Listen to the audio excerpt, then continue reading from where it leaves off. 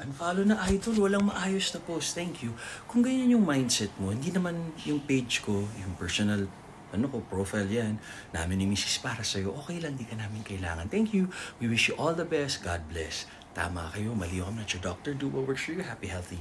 Ngayon kung nandito ka dahil natutuwa ka o inaantay mo may mangyari masama, maghiwalay kami, or kinabubusita mo kami yung stress reliever mo kasi feeling mo sobrang ganda ng buhay mo dahil pinagtatawanan mo kami, okay lang yung gamitin mo kami for that. Kung idol mo si Mrs., natutuwa kayo sa mga ginagawa namin, mga pahi namin, sayaw namin, kanta namin, ginagawa namin, edi thank you, we appreciate you all. Basta kanya-kanya tayong journey sa buhay. Ang mahalaga, ang mga taong nagmamahal at mahal mo, sinusuportahan tayo.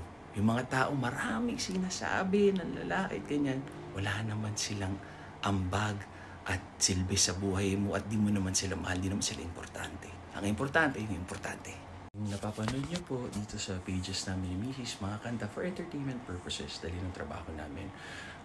We do our best to be a good person and be positive.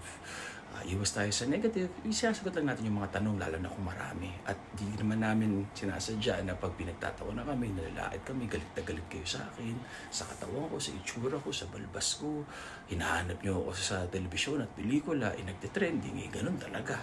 Pag nag-shave naman ako at may magandang offer, tinanggap ko yung role, ganun pa rin naman lalaitin nyo, hanapan nyo lagi na mali, okay lang yun. God bless, sending you positive vibes.